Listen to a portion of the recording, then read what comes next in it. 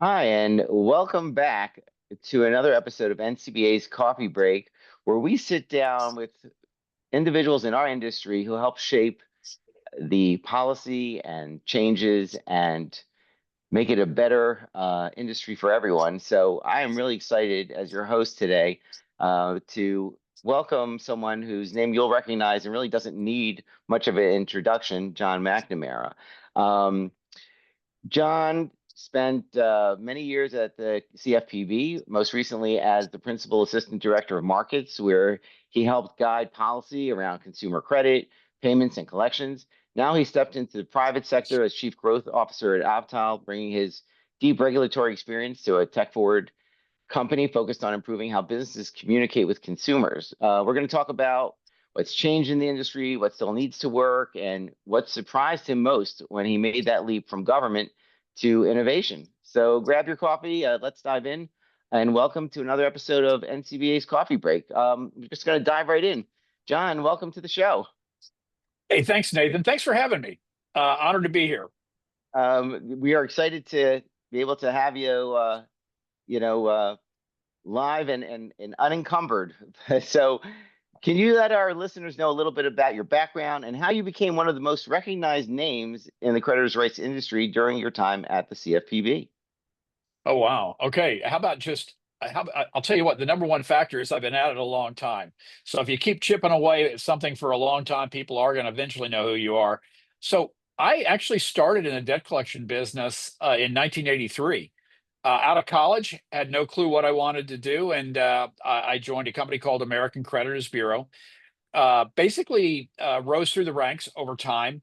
Um, Eventually spending most of my time as an executive with American Creditors Bureau, which became Nationwide Credit under First Data Corporation, and then started my own agency. So I knew the collection business as a collector. I knew it as a manager of collectors, an executive. The offices I managed for American Creditors Bureau all had a legal desk.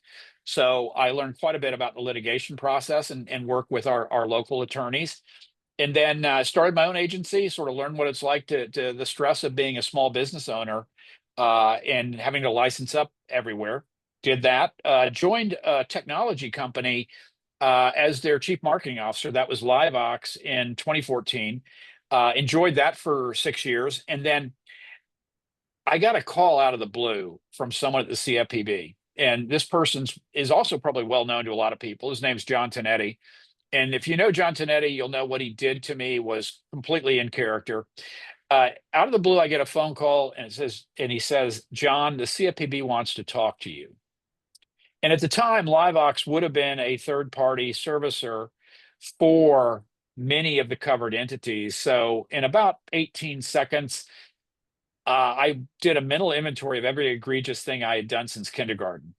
And then after Tonetti let me sweat for a bit, he goes, "No, I'm leaving the CFPB. You'd be ideal for my job." And so he planted that seed in September of 2013. And of course, I knew the Bureau was working on Reg F, which I literally had governed my professional actions for my entire adult life. And that seed kind of grew and bothered me. At the end of 2013, early 2014, LiveVox which grew successfully, was sold to Golden Gate Capital. And then I owned a piece of that small agency, Fidelis Recovery Solutions, and I had sold that, so I was unencumbered and was able to throw my hat in the ring. So I came home to my wife and I said, "What do you think about giving myself a six-figure pay cut and us moving to a higher cost of living city?" So I applied for the job as debt collection program manager to provide subject matter expertise on Reg F and debt collections. And they accepted. And I was going to basically just stay there until Reg F hit the wild and went public. Um, but I kept getting promoted. So eventually I was promoted to principal assistant director. I had a big team of wonderful people, some of the brightest, best people I've ever worked with. Many of them came from industry or they were career analysts, but a really good group. And that's what kept me around. That and just fascinating work. But this might sound arrogant. It's not meant to be. When they were looking for a subject matter expert on debt collections, uh, I was more than a little worried that someone that just wanted a government job would wind up in that space, and someone that wouldn't be able to completely articulate how industry operated, or that wouldn't be humble enough to know that to basically realize what they don't know, or that didn't have the relationships to go to industry to reach out to people like you, Nathan, and kind of understand what's going on in the space. And that convinced me to do it, and the rest is history.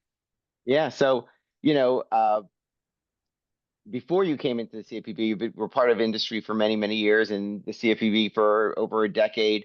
I know you now for well over, probably over a decade as well from early It's been a on. minute.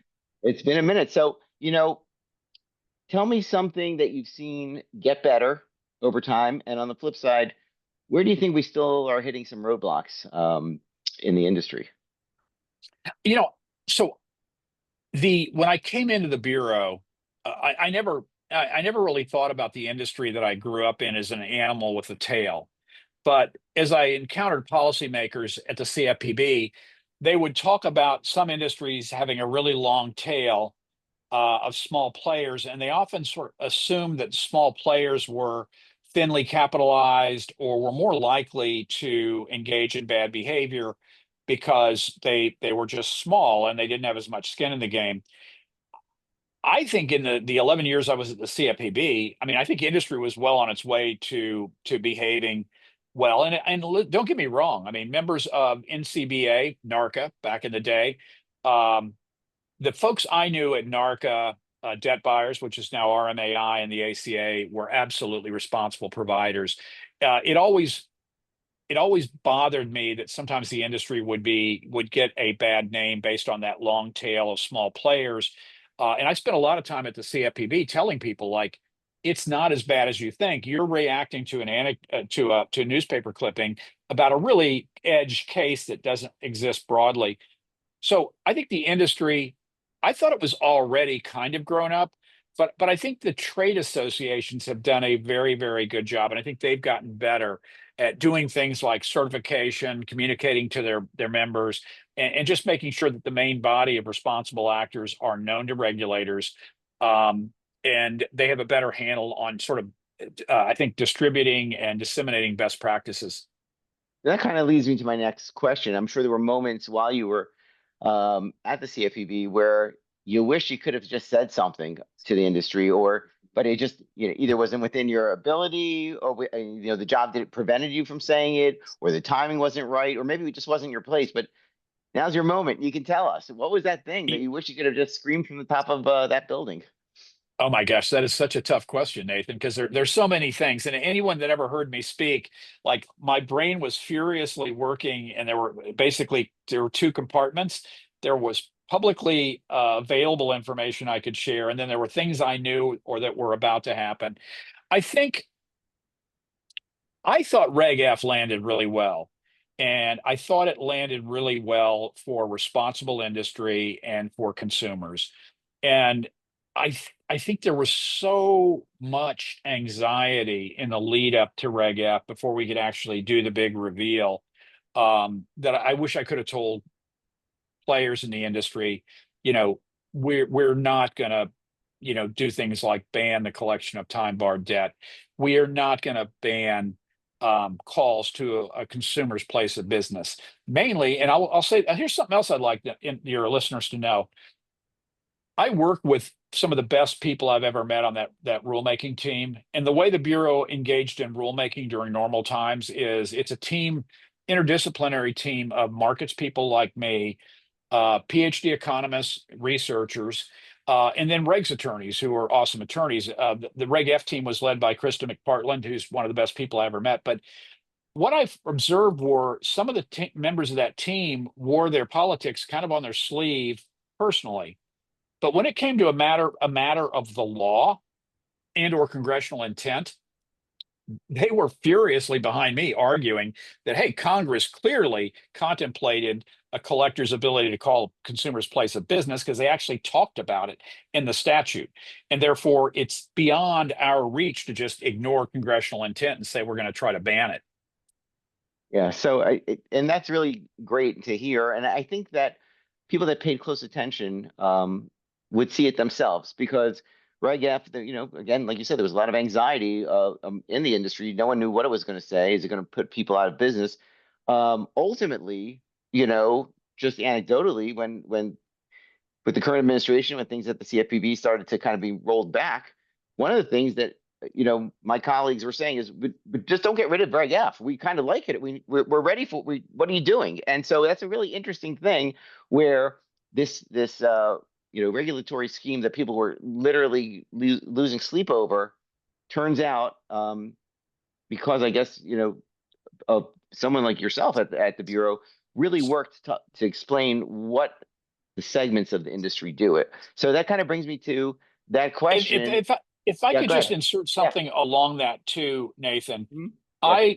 I, very last day at the bureau, I had about an hour long meeting with one of the politicals, and the politicals who were actually in the building, I would characterize them as conservative, serious minded policymakers. They're definitely not the get rid of the bureau type people. I think they realize that a healthy regulator that sort of owns the body of settled law provides some level of stability for responsible industry to operate. But I started and one of my favorite management techniques is to accuse people of the sin before they commit it.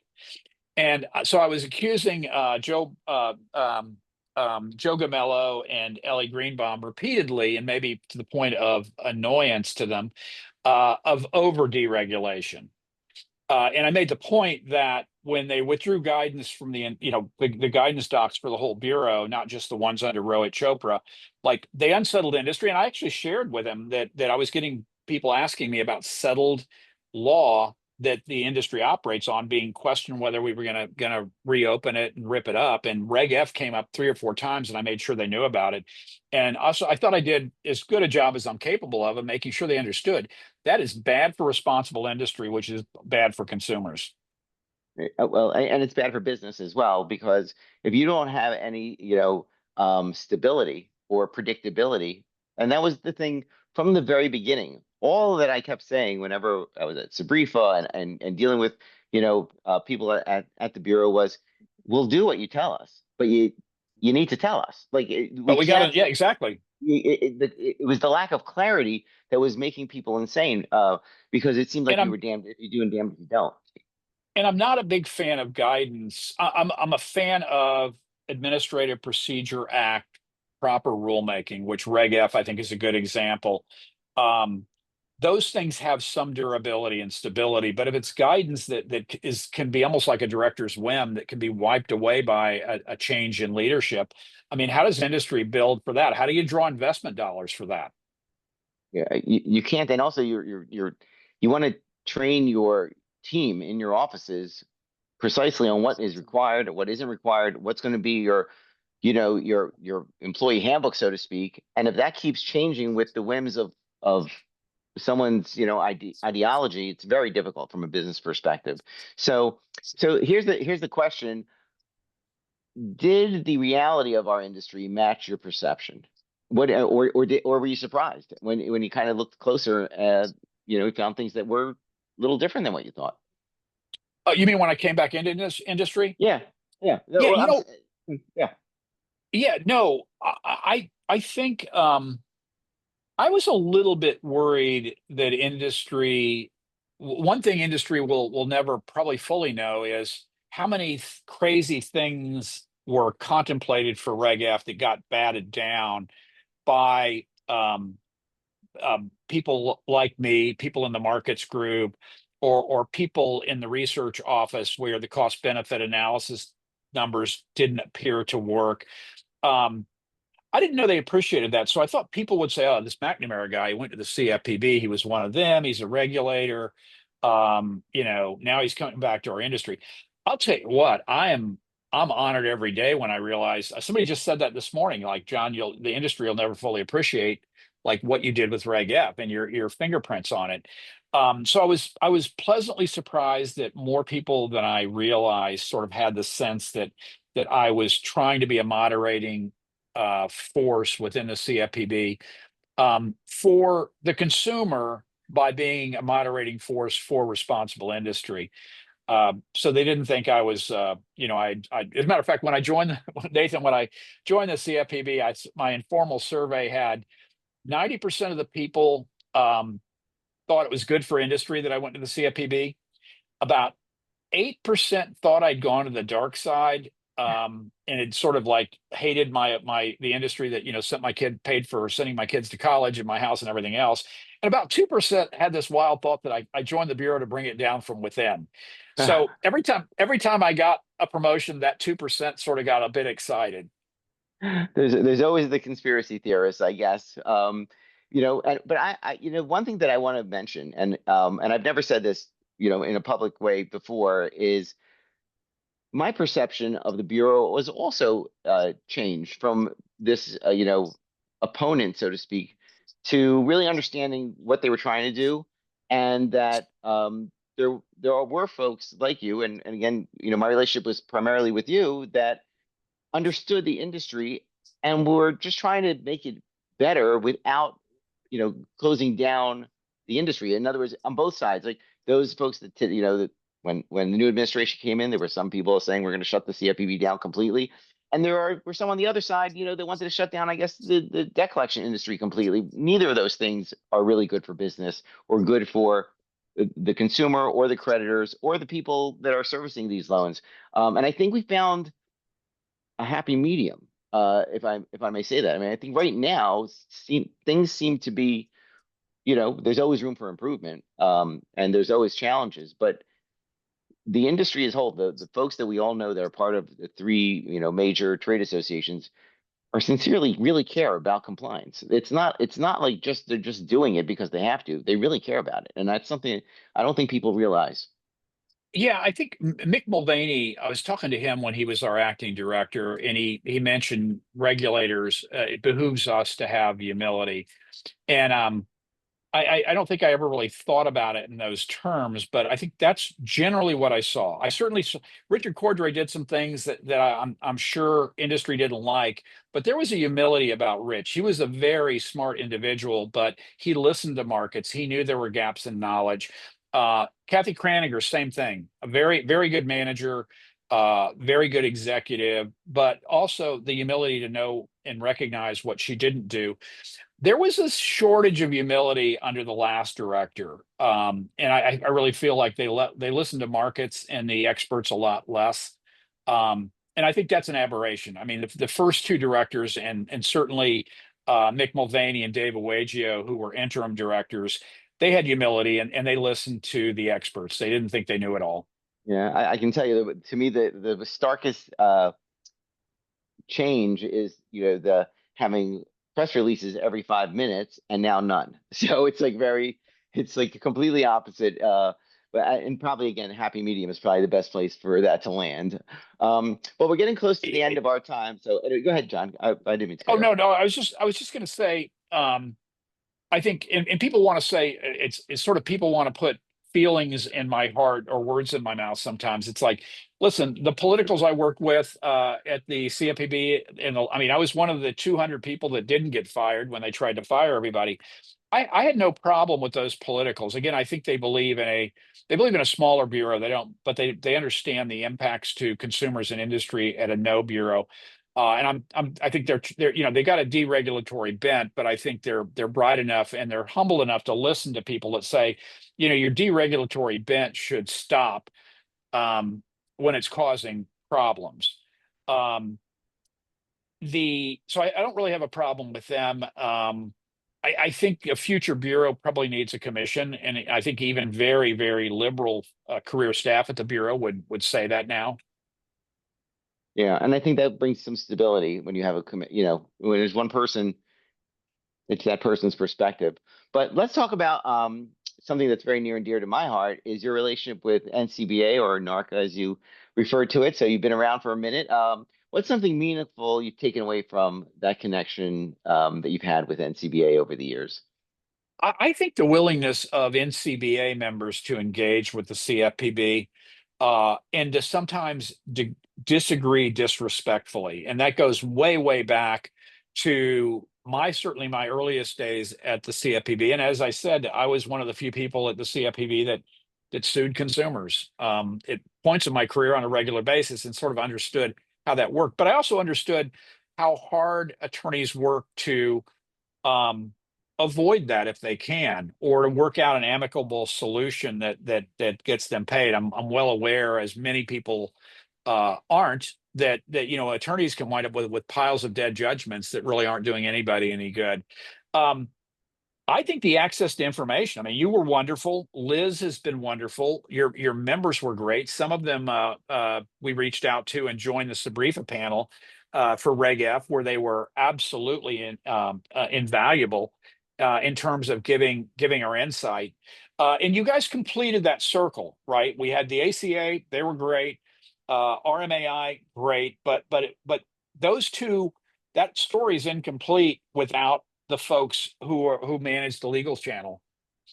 Yeah. So and again, as a so I still believe I'm the only creditors' rights attorney that can say has the distinction of serving on two Sabrifa panels on the arbitration and Reg F. So that's, I don't know if that's a claim to fame, but it was an experience, and it's that seeing the sausage made up close really gave me an understanding of the detail and depth that the Bureau went Well, into. I don't think people really understand how in depth they went.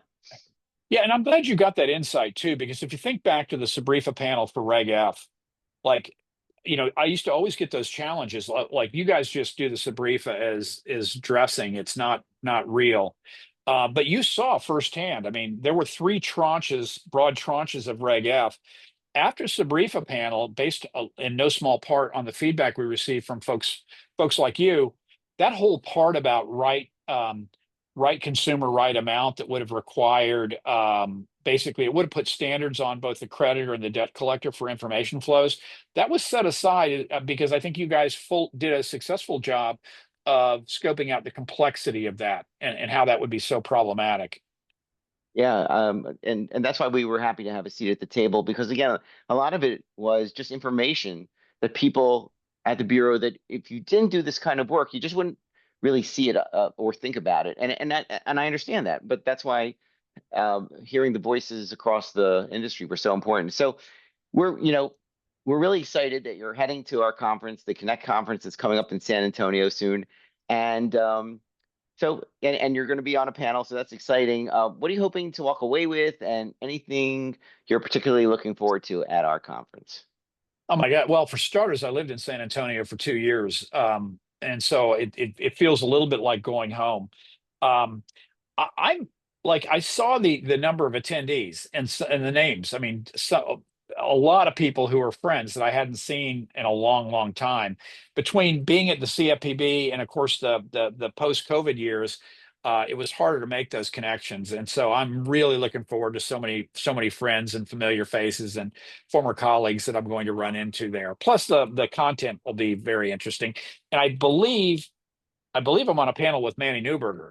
Um, You are. and that's, I think, very highly of Manny, and that should be, that there's no way that's not fun. And I think hopefully informative for your members. Yeah, yeah, it really is exciting, and so we're gonna have to finish our cup of coffee, so to speak, at this point. But I am so excited, and looking forward to seeing you at Connect. So I just want to, huge thanks to John McNamara for joining us today. It's not every day you get to hear from someone who's helped shape federal policy and is now driving innovation in the private sector.